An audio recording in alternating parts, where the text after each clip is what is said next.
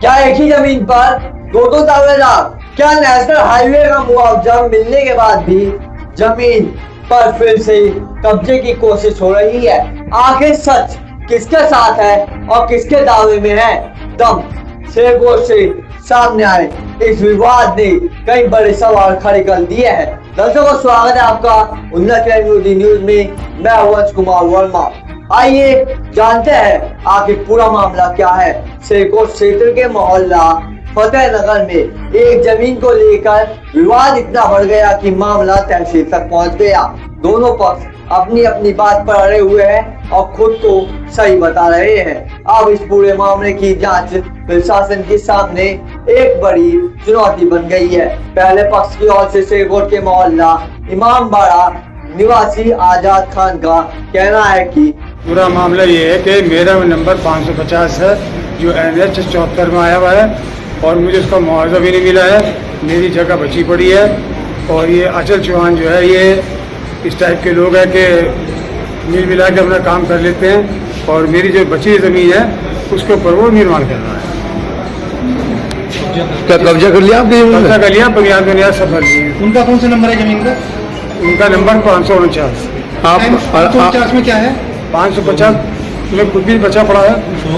549 में उसका शोरूम है। 50 आपके नाम हाँ, पे? 550 मेरे नाम पे। अब इस टाइम जो है वो कब्जा की कौन से नंबर पे कर रहे हैं? 550 में 550। आप क्या चाहते हैं? मैं कब्जा मुक्त चाहता हूँ। इनकी कार्रवाई होनी चाहिए।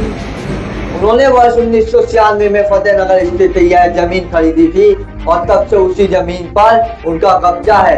उनका आरोप है कि अब सीता रानी नाम की महिला कुछ लोगों के साथ मिलकर उनकी जमीन पर कब्जा करने की कोशिश कर रही है। आजाद खान का यह भी कहना है कि जिस जमीन की बात की जा रही है उससे संबंधित हिस्से का नेशनल हाईवे परियोजना के दौरान मुआवजा दूसरे पक्ष को पहले ही दिया जा चुका है। इसके बावजूद भी अब उनकी जमीन पर दावा किया जा रहा है जिसे वह पूरी तरह गलत बता रहे हैं। उनका कहना है कि उनके पास जमीन से जुड़ी दस्तावेज मौजूद है और प्रशासन निष्पक्ष जांच करे। वहीं दूसरी ओर दूसरे पक्ष की ओर से अंचल चौहान ने आजाद खान के सभी आरोपों को निराधार बताया है। उनका कहना है कि अचल जी आज धामपुर तहसील में एक शिकायतकर्ता गए थे शेरकोट के आजाद नाम के।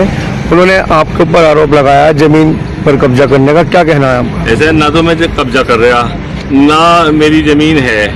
मेरी जमीन भी हाईवे गई है और आजाद की भी 550 नंबर है BA शेरकोट का, वो टोटल जो है हाईवे में चली गई है। जो शिकायत करता है झूठा है और जो चिनाई हो रही है वो 549 में हो रही है। इसमें ये जो कतई जो कह रहे हैं ये रोड है और पूरी तरीके से जमीन कब्जाने वाले हैं और इन पर कानूनी कार्रवाई होनी चाहिए। इनका कहना है मैं पिछले 15 वर्षों से इसी जमीन पर जो है मुकदमा भी लड़ रहा हूँ। इनकी 315 का जमीन है, उसका बराबरी का हिस्सेदार है। मेरी भी हाईवे में चली गई, इनकी भी हाईवे में चली गई, दोनों ने हाईवे में। इनका आरोप यह है कि अचल जी को मुआवजा भी ले लिया अचल जी ने, तो फिर भी जमीन पर कब्जा कर। ये जाए अपने कागज दिखाए, कागज इनके सही हो तो मुआवजा मिलेगा, नहीं तो नहीं मिलेगा।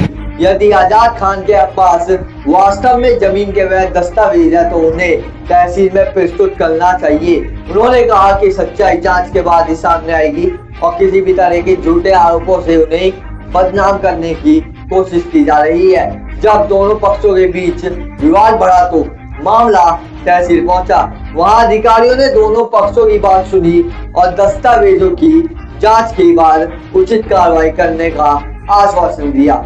फिलहाल दोनों पक्षों को अपने अपने घर वापस भेज दिया गया है और प्रशासन ने मामले की जांच शुरू करने की बात कर ली है। अब सबसे बड़ा सवाल यही है कि आखिर जमीन का वास्तविक मालिक कौन है?